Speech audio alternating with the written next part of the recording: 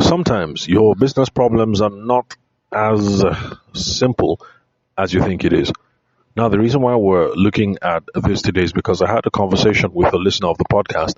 Her name is Natasha, reaching out from South Africa, and she's in the spiritual advisory business, and she likes to help people, work with people who are in the period of transition. So people who are in the period of transition when it comes to relationships, when it comes to career, she's doing spiritual advisory, life coaching, all those sorts of things. Now, when Natasha reached out to me initially, she thought that the problem that she has is with scheduling, because she owned up that she does a lot of her business over on WhatsApp, and then she tried switching over to Calendly just to make things a little bit much more organized. Now, for those of you who don't know, Calendly is a booking, how would I put it, a booking tool, a scheduling tool. So you plug it into your calendar, and then that way, if your potential customers, your potential clients want to have a meeting with you, all they have to do is open up Calendly, they have a look at your calendar, and then they're going to be able to see the meeting times that you have available. So that instead of talking with people back and forth, you want to have a meeting. Okay, when are you available? Okay, me, I'm ready on Sunday. Oh no, Sunday I'm going for a wedding. How about Monday? Oh no, Monday I'm traveling. Blah blah blah. Instead of that back and forth, the whole idea behind Calendly is you just send someone the link, they open it, they see the time slots available, and then they pick a time. So that was one problem that she thought she had. Should she continue doing business using WhatsApp, or should she switch over to Calendly? In fact, she had tried Calendly for about a month. And then she also mentioned that she had been having conversations with people, and it looks like they're trying to get free advice, and then they talk and talk and talk, and then after that, they don't end up booking a session. So these were some of the problems. But then in the conversation that continued with Natasha, we spoke for maybe about 30 minutes or maybe more. It became clear that there were other business problems there. And even if you don't have money to reach out to me so that we can have a paid session, the free chats that I offer, I just answer one question. It's going to be helpful because, if nothing else, it's going to be able to show you where the real problems lie in your business, just like in Natasha's case. So after chatting, it became clear that actually the problem was that she doesn't have a qualification and discovery process. Now, a lot of you Nigerians listening, you're wondering, what is qualification and discovery? Oh, and also South Africans listening, because I asked Natasha, she knew about qualification and discovery, and she hadn't heard about those technical terms. So let's break it down now using some real simple English. Oh, by the way, now that I am aware that there are some South Africans who are listening and people from other countries who are listening, I've always known that looking at the stats that people in South Africa listen to the podcast, people in China listen to the podcast, people, in all different parts of the globe. I always assumed that it was Nigerians in diaspora who are listening. Because if you remember, the podcast episodes I made about the guys from China, they turned out to be Nigerians who live in China, who do business back home, but they're doing lots of their sourcing from China. So I just assumed that even South Africa and then all that was just Nigerians listening. So to be honest, when Natasha reached out and we had the conversation, the thing got me much more mindful that, okay, perhaps I should be careful. Maybe not use too much slang or maybe not use too much pidgin, because there might be some people who are listening who are not Nigerian. Oh, anyway, we'll worry about that in the future. So, where was I? So qualification and discovery. Now, when you're dealing with a potential client, there comes that part in the conversation, in the business relationship, where we're trying to figure out who they are, whether they have a significant problem, whether they have a budget to solve the problem, and how severe the problem is. If you have not been approaching conversations with potential customers that way, then you are wrong, and it's one of the reasons why you're not having productive conversations with people. Whenever you're having conversations with people, you should always be trying to figure out, who am I talking to? What problem do they have? What vision are they trying to achieve? Do I have the skill set? Do I have the inventory to be able to solve this problem? Does it look like these people have a budget to be able to solve this problem? Does it look like these people are serious about solving this problem?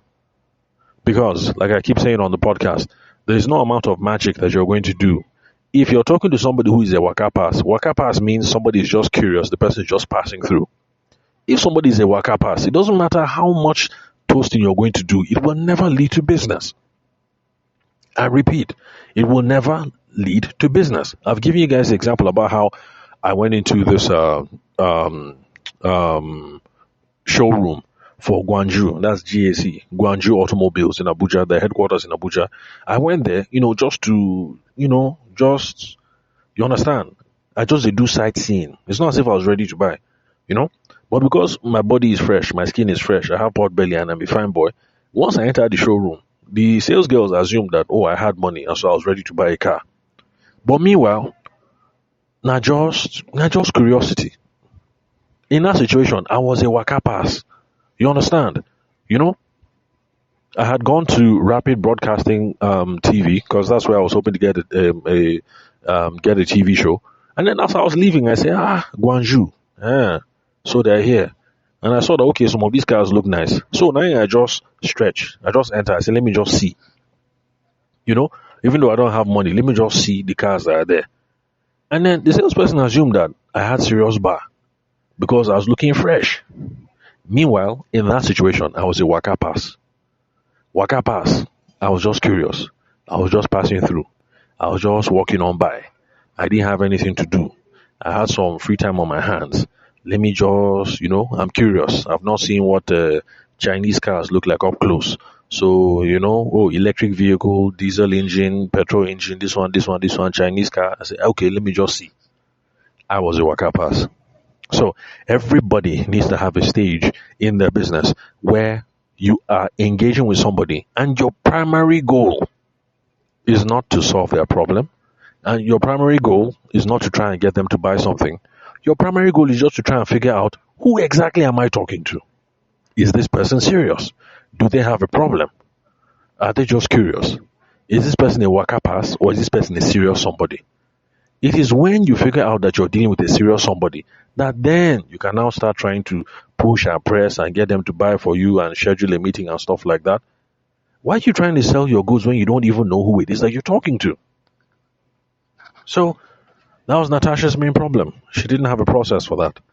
And for a lot of you, that's the problem that you have in your business. Nigerian business owners especially. Because, over here now, all of us, we get motivated. We get ginger. We get drive. So we wake up every day and we're trying to, win the day. So therefore, in that spirit, with that bravado, you understand? We just keep moving. Everybody we meet is a potential customer. We must close every single potential deal. Relax first. Not everybody is a potential customer. Not everybody is a good customer. You're supposed to slow down first. Who is this person? What is their problem? Are they serious? Are they just curious? Do they have budget? Is there any sense of urgency? And that is what Natasha needed to do with her business. Instead of worrying about whether it is WhatsApp or whether it is Calendly.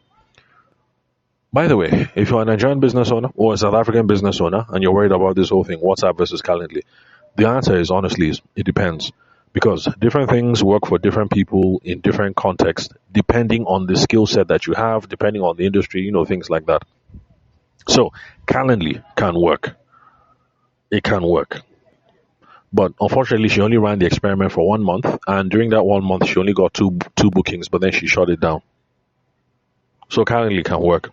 But anyway, one of the reasons why she started asking me about the Calendly thing was because she had listened to a podcast episode where I had spoken about how scheduling tools are not good in the Nigerian context. And let me repeat again, just in case there's another South African listening to this episode, another Ghanaian listening to this episode, or another person from Mauritius, or somebody from the UK, or whatever. Sometimes when those of us who are sales coaches, sometimes we give advice that is culture specific. So now in this part of the world, scheduling tools are not very helpful because when you are a salesperson, now you they find market, now you they pursue somebody. So in this part of the world, when you are the one who is chasing after someone because you want their business, when you send them a Calendly link, it's kind of like standoffish. It's kind of like, oh really? You want me to buy from you? And then you are sending me calendar link. so that I will now look at your own calendar and pick the time that is suitable for you. Okay, no problem. I hope you Nigerians get the gist. All right. So, in this part of the world, for now, in 2026, it's a bit somehow to be sending somebody calendar link. And this is the way that I explained it before, and let me explain it again. So, let's say I dey pursue Dangote because I want to do business with Dangote. I dey pursue him. Then finally, I get Dangote's phone number. Now, the time comes to have a meeting, and I say, okay, Dangote, this is what I'm going to do. I'll send you a calendar link, set the time that is suitable for you, blah, blah, blah. In Dangote's mind, Dangote will be thinking, who is this small boy? Who are you? I should look at your own calendar. Then I will select the time on your own calendar that is suitable for me so that we will not have meeting. You understand? So that's the reason why in Nigeria, this whole Calendly thing, it ain't no pay. For the purpose of sales. Now, if between Dangote and Tony Elumelu, for instance, because both of them are billionaires, they're big boys, they're trying to fix a meeting and it's hard. Yes, between two of them, their PA can be sending calendar link back and forth, and then they'll fix a time that is appropriate for them, then they will have the meeting. You understand? But that's a situation where, it looks like there's some level of parity there. But then for the purpose of sales, the pursue person, you're now sending them Calendly link in Nigeria. Okay, continue. But then the example I gave now, I also give another example where the script is reversed. If it is Dangote, for instance, and I'm trying to hook up a meeting with Dangote, and then Dangote tells me that, young man, let me send you my Calendly link. Pick the time that is suitable for you. That one is different. Now me, they find something. Now me, they pursue. If Dangote says, here's my Calendly link, of course I will look at it and select the time. But you see, there, things are kind of reversed. So, for those of you who are listening from South Africa, from Ghana, from Mauritius, from Seychelles, from America, from UK, in fact, especially from America and from the UK, the culture there is different. So, Calendly link is perfectly fine. Even said it is perfectly fine. The reason why I've been talking about not using Calendly in Nigeria is because there are lots of Nigerian business people. A lot of us have master's degrees from abroad. Master's degrees from the UK. Advanced degrees from America. So, we go there, we learn a bunch of stuff, and then we come here, and then we forget that things are culture specific, and we start trying to implement these sorts of things. So I was just telling all those smooth boys and all those smooth girls who have gone to the US, to the UK, and they have seen Calendly, and you're coming home, and you're trying to be sending Calendly link up and down, and you're wondering why you're not booking meetings. That is the reason why. Because even myself, somebody tried that move on me. The guy said he will send me Calendly link. In my mind, I'm like, are you like really? You send me Calendly link? I didn't say anything. I just said, all right, no problem. I kept quiet. The guy sent the link. I didn't click on it. Like, what the hell? You're not even paying me for my time. You're going to send me Calendly link for what? So that's how I just left the guy. So please, it's culture specific. So for now in 2026, Calendly is not a good idea if you are in sales. If you are trying to hook up a meeting with somebody who is your equal, or how will I put it? Forgive me, I can't find the right way of just expressing it. So let me just put it like that. If you're trying to hook up a meeting with someone who's your equal, no problem. You can be sending Calendly links back and forth, scheduling links, you pick a time. That is no problem. But if you're trying to chase somebody, please, Nigerian business people and Nigerian salespeople, if you're trying to chase somebody, you happen to get the person on the phone. The time to hook up the meeting is now that the person is on the phone. Don't be doing Calendly nothing. So, if I pursue Dangote and I manage to get Dangote's phone number and I'm talking to Dangote now, best believe I'm setting this meeting on the phone now. I'll tell him, boss, I can be in Kano next week. I'm making today's recording on Saturday. I can tell him, bros, I can be in Kano Sunday morning. Kano Monday morning, 9 o'clock. I can be in office. Is that cool? If he says yes, no problem. Once you cut the phone, I'll go and next thing is to book a ride so that I'm on my way to Kano because I have a meeting with Dangote. If Dangote is like, oh, forgive me, I don't have my calendar right now. This, that. I can tell him, okay, sir. You know what? Tentatively, let's just agree. I'm going to be in your office 9 o'clock in the morning. But to be on the safe side, can I get your PA's phone number so that I will speak to him and then we'll see when we can put something firm on the calendar? You see? As in, I have Dangote on the phone now. I'm trying to book the meeting now. Not, I will cut the call Then I go they send Calendly link up and down, or I go they send email back and forth. Then when Dangote doesn't reply, you now be wondering, what happened now? That the guy they carry shoulder or something, something, something. No. So culture specific, please. For those of you who are in South Africa, it doesn't mean that you should follow this advice. Things may be different in South Africa because I haven't been there.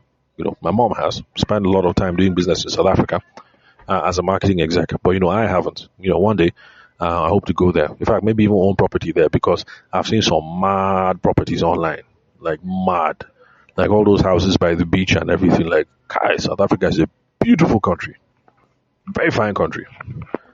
All right, so that's it about Calendly.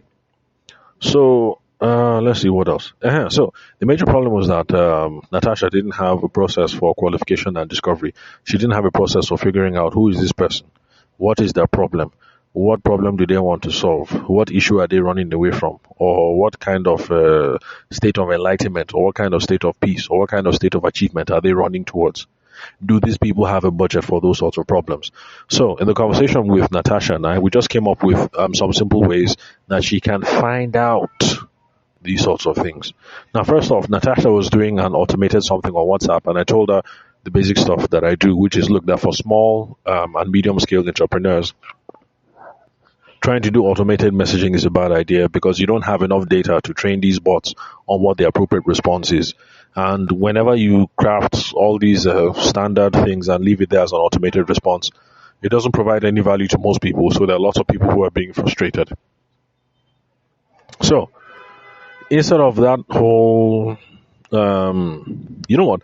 I'm going to make a podcast episode about her WhatsApp automated WhatsApp response. Although she said she's going to take it down, but I'll just use that as an example of what not to do. So basically, I think just as we're chatting, okay, hold on, let me check my notes because I wrote down a couple of ideas. So basically, I told her that look, if she's going to do an automated message, let me see. Okay, no, first of all, I told her to take off the automated message and just reach out whenever she's available. Now, please remember, this is something again that is culture specific. What I'm about to advise now. So, in Nigeria, in 2026, as at the time of this recording, if you get back to somebody 1 hour, 2 hours, 3 hours after they reach out, it's not bad. I repeat, in Nigeria in 2026, if you get back in touch with someone, 1 to 3 hours after they call you, 4 hours, it is not bad. If somebody sends you a WhatsApp message at 10, are you available? How much? Blah, blah, blah. You respond by 2. It is not bad. You are still in the play. Now, in America, that's different. In America and in the UK, what they are trying to achieve is they are trying to achieve minutes. That if somebody sends a message in Instagram DM 10:23, the person sends a message 10:23, how much? They want to respond by 10:24, 10:25. So, in America and in the UK, they are chasing minutes and they are chasing seconds. In Nigeria, we're not at that stage yet. So, in Nigeria, again, I don't know what pertains in South Africa, but in Nigeria, it is not a bad idea if somebody sends you a message at 10 o'clock saying, how far, how much, are you available? And then you respond by 12 or 1 in the afternoon saying, I beg, no vex, sorry for the late reply, and then you continue the conversation. It's not bad at all. It's not bad.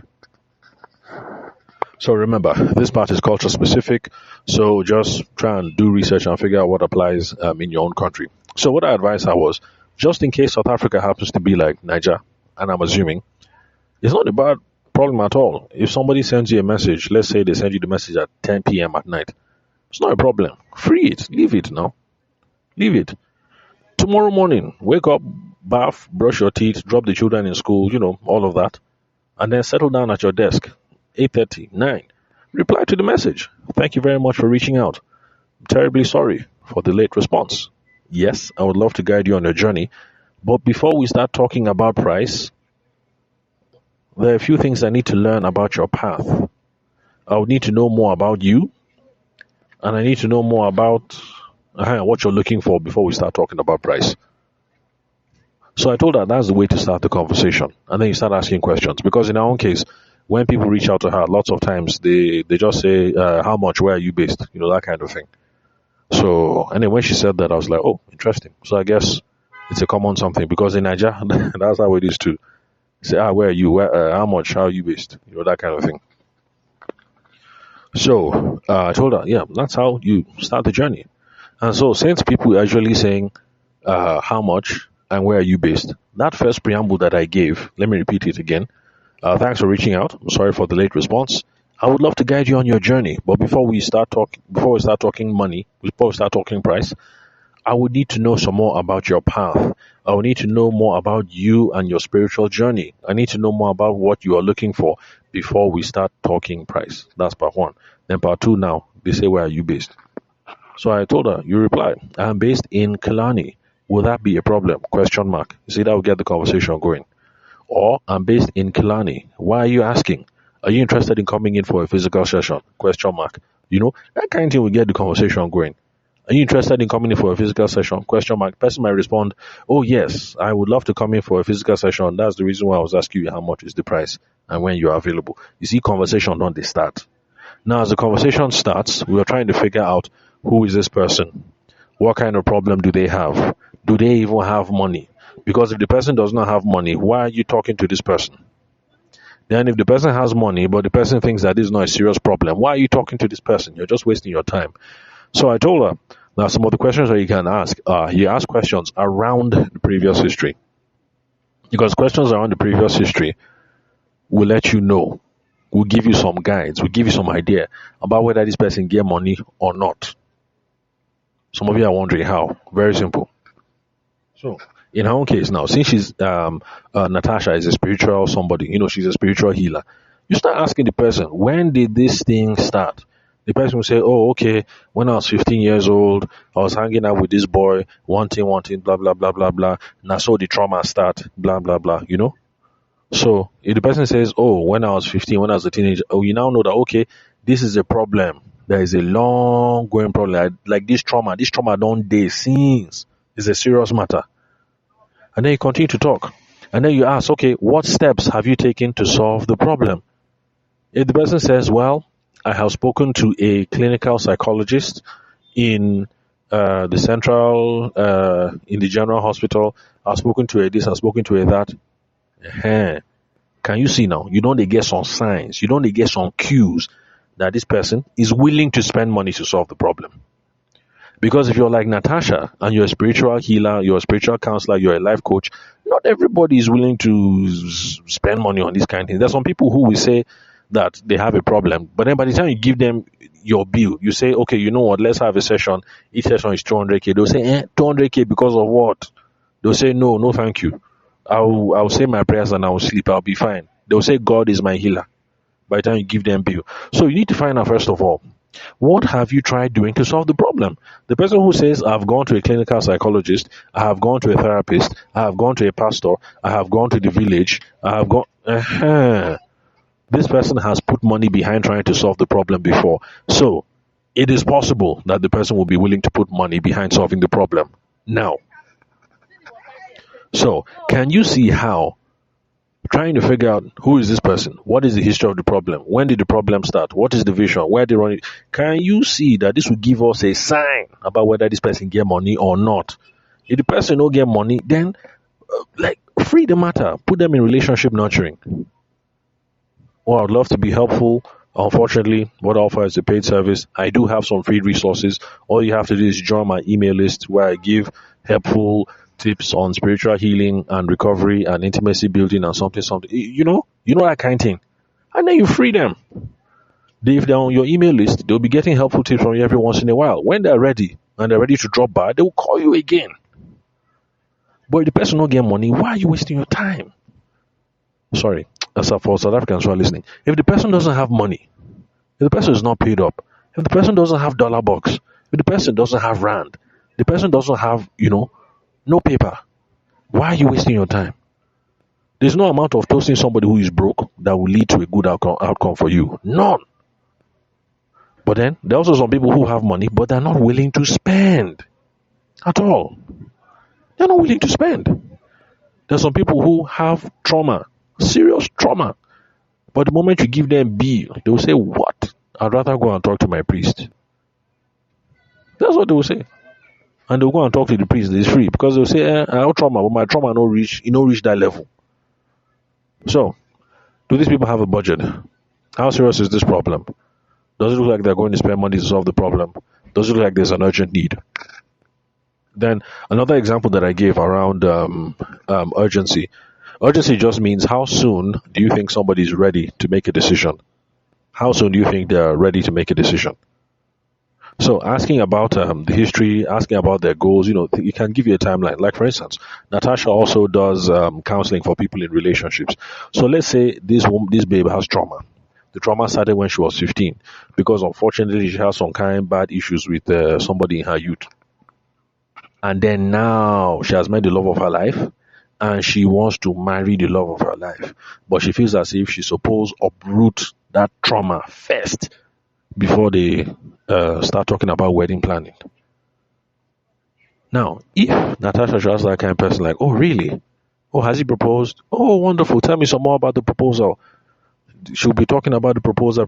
How did you guys meet? Blah, blah, blah, blah. Oh, he's the love of my life. This, that, that. They go, they gist and laugh and everything.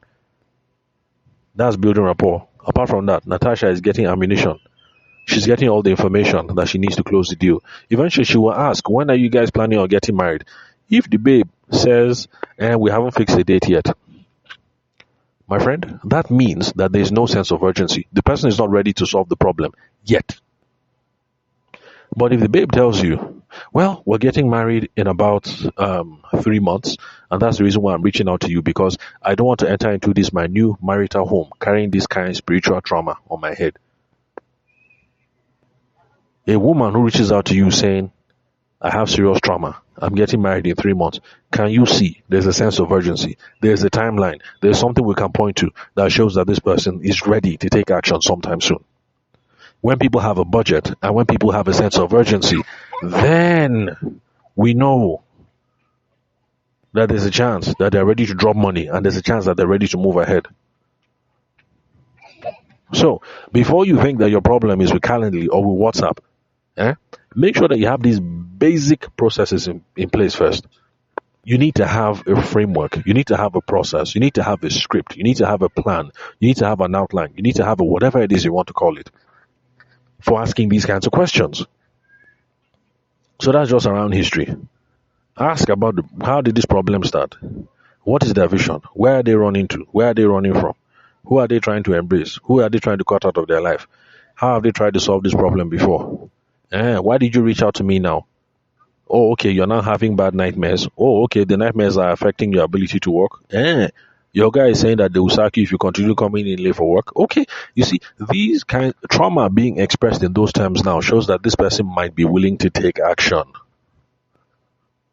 Then also told Natasha she needs to ask questions around decision making because there's some people who reach out, who might be minors. And I don't know how things work in South Africa, but in Nigeria now, if an 18-year-old reaches out to you, they say that they have trauma. Let's face it, which kind of money does an 18-year-old have? So for me, when students reach out, I ask them that working with me could be a considerable investment. If we're going to go ahead, would you require parental assistance, or is this something that you can cut a check by yourself? Is this something you can take care of by yourself? I ask. If somebody says, oh no, I'm cool, I can sort it out, no problem, I know that we'll continue talking. If somebody says that they require parental assistance, then, well, if I can't rope the parent into the conversation, then I will just limit them to a free session where I answer one question for them, and then after that I put them in relationship nurturing. I have a free podcast. Subscribe to the podcast. You keep getting value from it. Eventually things change. 18-year-old will become 19. After a while, the person will become 22, 23, 25. They will have some money, and then they might remember, and then they might call me back, and then things change. You never know. But you ask, decision making, authority questions. You're trying to figure out who is going to be responsible for making decisions, who's going to be responsible for cutting the check. So I told Natasha, if a minor reaches out to you, you ask. Is this something that you're going to be able to foot the bill for by yourself, or are you going to require parental assistance? You ask. You don't have to sound as formal as me, but you look for a way, and you ask. Then, let's see, what else? What else? Anyway, another reason why I told Natasha that She needs to engage in qualification and discovery, asking people questions, trying to figure out, is this a serious person? Is this a worker pass? Do they have a significant problem that needs solving? Another reason why I asked her to engage in this, and why every single Nigerian or South African business person, business owner, should engage in this, is because it is only when you ask people questions around their need that you can make an effective proposal and that you can give adequate pricing. Because, trust me, I've been in this situation before. It absolutely sucks for somebody to come to you and you will discuss, and then you tell them your bill is 2.5 million, and then the person says, okay, no problem. The person pays 2.5. Then by the time you start the work, you now realize that for this thing to make sense, you should have charged them 5.6. That thing sucks. It's painful. It's painful. It's really, really painful to remove yourself from that kind of situation where you quoted somebody 3 million. Meanwhile, you should have quoted them 5 million. It sucks to get that extra money. There's plenty of quarrel. So you need to ask people questions about the problem, about what's going on, about the scope of the project, so that by the time you build them once, and there's no back and forth. You collect your money once, you collect your money neat. No back and forth, no quarrel. That's why we ask questions like this. Also, because apart from adequate pricing, that is what helps us to make an effective proposal. If you don't ask about the person's level of trauma, in this case, like in Natasha's case, where she's a spiritual healer, you're not asking about the level of trauma and things like that, and you start making a proposal for something that will involve 2 weeks of counseling. Meanwhile, maybe it's something that you can fix in a 20-minute session.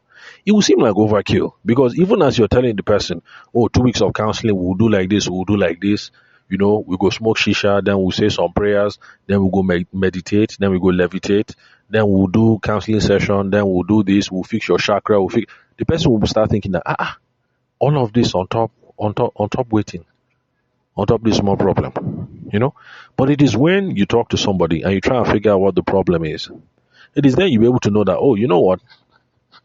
There actually is a simple something that we can fix in like 5 minutes. The go come on this one is not too much. All you have to do is just, come over to my studio in Kalani. We'll have a sit down in about 20-30 minutes. I should be able to have you on your way, especially with 1 or 2 helpful resources. You should be able to take care of yourself.